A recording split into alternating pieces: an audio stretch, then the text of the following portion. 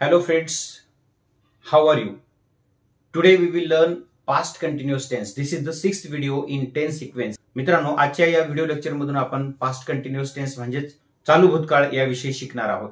मित्रांनो, हा काळ कधी वापरायचा तर ते स्ट्रक्चर सुद्धा आपल्याला जाणून घ्यायचं आहे, त्याचे उपयोग काय आहेत हेही जाणून घ्यायचं आहे.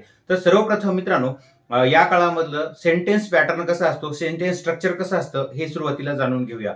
सुरुवातीला आपण जाणून घेऊया की पास्ट कंटिन्युअस टेन्स मध्ये अफर्मेटिव्ह सेंटेन्सेस कसे असतात. तर सुरुवातीला आपल्याला वाक्याचा सब्जेक्ट घ्यावा लागेल, त्यानंतर टू बी ची जी सहाय्यकारी ऑक्झिलरीज आहेत वॉज किंवा वेअर, त्यानंतर present participle of the verb म्हणजे क्रियापदाला आयएनजी लावलेलं रूप, ऑब्जेक्ट आणि रिमेनिंग सेंटेन्स. मित्रांनो, एक लक्षात असू द्या की आपल्याला या काळामध्ये ऑक्झिलरी म्हणून वॉज किंवा वेअर घेणं आवश्यक आहे. तर मग हे वॉज केव्हा घ्यायचं आणि वेअर केव्हा घ्यायचं, तर जेव्हा जेव्हा सिंग्युलर सब्जेक्ट असतो म्हणजेच एकवचनी वाक्याचा कर्ता असतो अशा वेळी आपल्याला वॉज घेणं आवश्यक आहे. आणि जेव्हा जेव्हा अनेकवचनी कर्ता असेल किंवा सेकंड पर्सन सब्जेक्ट असेल तर अशा वेळी आपल्याला वेअर घेणं आवश्यक आहे. तर मग हे पर्टिक्युलरली कोणते सब्जेक्ट आहेत की ज्याच्यासोबत आपल्याला वॉज घेणं आवश्यक आहे, तर त्यामध्ये आहे आय हा सिंग्युलर कर्ता फर्स्ट पर्सन प्रोनाउन आहे, त्यानंतर ही शी इट हे थर्ड पर्सन सिंग्युलर प्रोनाउन्स आहेत, आणि त्यासोबतच एक सिंग्युलर नाउन कोणतंही तर त्याच्यासोबत आपल्याला वॉज घेणं आवश्यक आहे. मग वेअर कधी घ्यायचं, तर वेअर घ्यायचंय यू हा सब्जेक्ट असताना, वी हा सब्जेक्ट असताना, दे थर्ड पर्सन प्लुरल, आणि त्यासोबतच कोणतंही जर अनेकवचनी नाउन असेल, अनेकवचनी सब्जेक्ट असेल तर त्याच्यासोबत आपण वेअर घेणं आवश्यक आहे. तर मित्रांनो, आता याचं एक आपण एक्झाम्पल पाहूया. They were playing on the ground.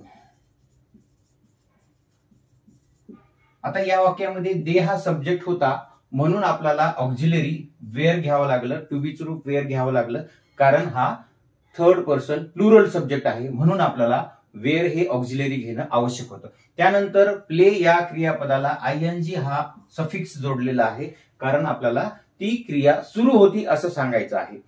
एखादी क्रिया जर भूतकाळामध्ये एका निश्चित वेळी किंवा एखाद्या कालखंडामध्ये सुरू होती असं जेव्हा सांगायचं असतं तेव्हा आपण हा काळ वाक्यामध्ये वापरत असतो. They were playing on the ground, ते मैदानावर खेळत होते. आता आपल्याला एक विशिष्ट वेळ इथं सांगितलं नाही तर कोण्यातरी वेळी ते खेळत होते. The action was in progress at some point in the past, म्हणजे भूतकाळात एखादी क्रिया सुरू जर असेल, ते जर सांगायचं असेल ती इनकम्प्लीट असेल, अपूर्ण असेल, आणि हे सांगताना आपण वाक्यामध्ये पास्ट कंटिन्युअस टेन्स वापरत असतो. ही झाली होकारार्थी वाक्याची रचना. आता आपण एक वेअरचं एक्झाम्पल घेतलं, आपण वॉचचं घेऊया. I was reading a news paper.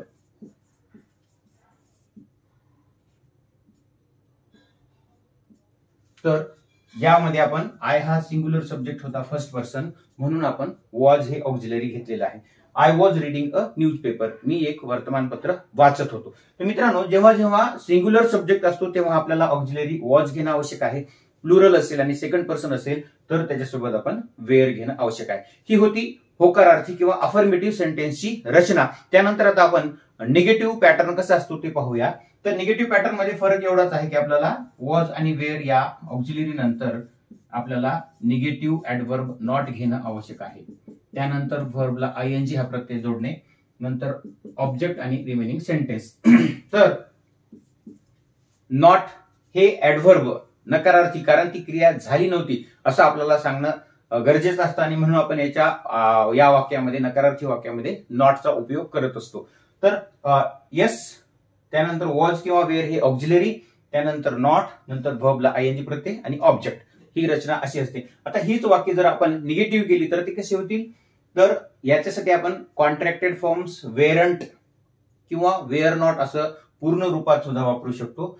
तसंच वॉजंट किंवा वॉज नॉट असंही आपल्याला वापरता येतं. आता आपण हेच एक्झाम्पल निगेटिव्ह करूया.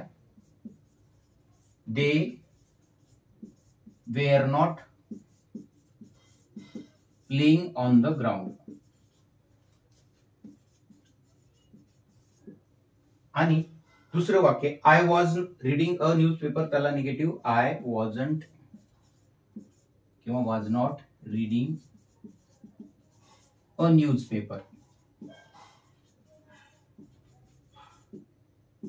तर ह्याप्रमाणे आपल्याला ही निगेटिव्ह रचना वाक्य रचना करता येते. वाक्याचा पॅटर्न अफर्मेटिव्ह सारखाच आहे, फक्त याच्यामध्ये आपल्याला निगेटिव्ह ऍडव्हर्ब नॉट घेणं आवश्यक आहे. ही झाली नकारार्थी वाक्यरचना. त्यानंतर आता आपण पाहूया या वाक्यामध्ये जो इंट्रोगेटिव्ह पॅटर्न आहे, इंट्रोगेटिव्हची रचना कशी असते तर हे जाणून घेऊया. तर इंट्रोगेटिव्हची रचना करताना आपल्याला लक्षात असू द्या की व्हर्बल क्वेश्चन हे नेहमी ऑक्झिलरीने सुरू होत असतात आणि ह्या प्रकारच्या वाक्यामध्ये आपल्याला वॉज किंवा वेअर जे आहे तर ते वाक्याच्या सुरुवातीला घेणं आवश्यक असते आणि नंतर बाकीचा वाक्यातला उर्वरित भाग, जसं की सुरुवात ही वॉज किंवा वेअरने होईल, त्यानंतर सब्जेक्ट, त्यानंतर व्हर्बला आयएनजी असलेलं रूप ऑब्जेक्ट आणि शेवटी क्वेश्चन मार्क, असा हा पॅटर्न असतो. तर ते आपण आता वाक्याच्या रूपात पाहूया.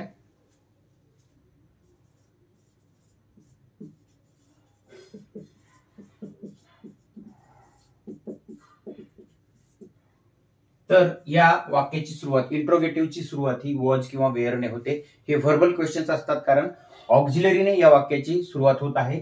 त्यानंतर सब्जेक्ट आहे, वाक्यातला जो कोणता सब्जेक्ट असतो तो सब्जेक्ट येणं आवश्यक आहे. नंतर व्हर्बला आयएनजी हा प्रत्यय ऑब्जेक्ट आणि शेवटी क्वेश्चन मार्क. आता आपण जे अगोदरच उदाहरण पाहिले होते तर तेच आपण आता पाहूया की वेअर दे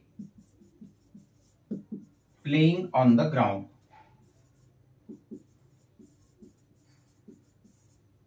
आणि question mark. Where they playing on the ground, ते मैदानावर खेळत होते का. It means that the action was in progress in the past. या काळाचा उपयोग हा कधी केला जातो जेव्हा एखादी क्रिया ही भूतकाळामध्ये अपूर्ण होती. The action was in progress, ती अपूर्ण होती किंवा चालू होती असं जेव्हा सांगायचं असतं तेव्हा हा काळ आपण वापरत असतो. जसं की आपण wear they playing on the ground हे इंट्रोगेटिव्हचा पॅटर्न पाहिला की ते मैदानावर खेळत होते का, हा प्रश्नार्थक वाक्याचा प्रकार आहे. त्यानंतर आणखी एक example, was he reading a novel, तो कादंबरी वाचत होता का. या ठिकाणी ही हा थर्ड पर्सन सिंग्युलर सब्जेक्ट होता म्हणून आपल्याला वॉज हे ऑक्झिलरी घ्यावं लागलं. तर मित्रांनो ह्याप्रमाणे ह्या 3 वाक्यरचना आहेत.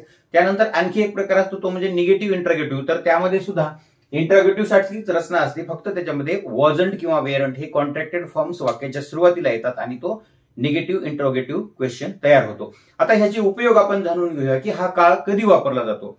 तर पहिली गोष्ट लक्षात असू द्या की whenever an action was in progress at a moment in past or over a period of time, म्हणजे एखाद्या कालखंडामध्ये एखादी क्रिया सुरू होती किंवा एखाद्या विशिष्ट वेळेला ती क्रिया सुरू होती असं जेव्हा सांगायचं असतं तेव्हा आपण हा काळ वाक्यामध्ये वापरत असतो. जसं आपण या उदाहरणामध्ये सांगितलं की they were playing on the ground, it means that at a particular point of time, कोणत्यातरी वेळेला. तर हेच आपण over a period of time हे जर सांगायचं झालं तर त्याचं आपण एक्झाम्पल सांगू शकतो. was he attending the classes from January to February, म्हणजे तो जानेवारी ते फेब्रुवारी या काळामध्ये क्लासेस अटेंड करत होता का. म्हणजे एखादी क्रिया विशिष्ट कालखंडामध्ये सुरू होती असं जेव्हा सांगायचं असतं तेव्हा सुद्धा हा काळ वाक्यामध्ये वापरला जातो. त्यानंतर एखादी क्रिया ही फ्रिक्वेंटली रिपीटेड ऍक्शन आपल्याला सांगायची असेल तर त्याच्यासाठी सुद्धा हा काळ वाक्यामध्ये वापरला जातो. जसं की Mrs Patil was always encouraging her students. Mrs Patil ही त्याच्या विद्यार्थ्यांना नेहमी एनकरेज करत होती, प्रोत्साहन देत होती. म्हणजे ही क्रिया काय आहे, फ्रिक्वेंटली रिपीटेड ऍक्शन. एखादी क्रिया जर वारंवार पुन्हा पुन्हा रिपीट होत असेल आणि ते जर सांगायचं असेल तर त्याच्यासाठी सुद्धा वाक्यामध्ये आपण पास्ट कंटिन्युअस टेन्स वापरत असतो. आणि आणखी एक प्रकार आहे की त्यावेळी सुद्धा हा काळ वापरला जातो whenever there was a gradual development of an action, म्हणजे एखादी क्रिया हळूहळू प्रोग्रेस होत असेल किंवा डेव्हलपमेंट होत असेल तर त्याच्यासाठी सुद्धा हा काळ वाक्यामध्ये वापरला जातो. कसा, जसं की the surface of the sea was turning orange, म्हणजे हळूहळू ती क्रिया काय होत होती, सुरू होती. तर हे सांगण्यासाठी सुद्धा वाक्यामध्ये हा पास्ट कंटिन्युअस टेन्स वाक्यामध्ये वापरला जातो. तसं त्याचं एक आणखी काय आपल्याला एक्झाम्पल सांगता येईल या उपयोगाचं. The patient was getting restless, म्हणजे तो जो पेशंट आहे, रुग्ण आहे, तर तो हळूहळू बेचैन होत होता. म्हणजे gradual development of an action जेव्हा आपल्याला सांगायचे असते तेव्हा सुद्धा हा काळ वाक्यामध्ये वापरला जातो. तर मित्रांनो ह्याप्रमाणे आपण पास्ट कंटिन्युअस टेन्स, त्याचे उपयोग आणि वेगवेगळे स्ट्रक्चर जाणून घेतले. निश्चितच हा व्हिडिओ आपल्याला आवडला असेल किंवा पास्ट कंटिन्युअस टेन्स कधी वापरायचा ही कन्सेप्ट आपली क्लिअर झाली असेल अशी अपेक्षा करायला हरकत नाही. Keep growing, keep learning. Thank you.